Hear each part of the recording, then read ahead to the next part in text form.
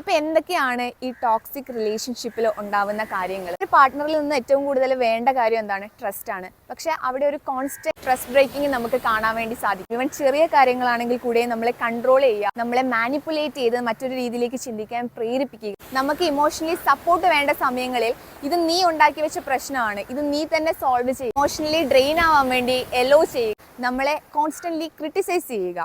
നിലവിൽ നല്ല രീതിയിൽ പോയിക്കൊണ്ടിരിക്കുന്ന റിലേഷൻഷിപ്പിൽ ഗ്യാസ് ലൈറ്റിംഗ് പോലുള്ള പ്രവണതകൾ ഉണ്ടാവുക.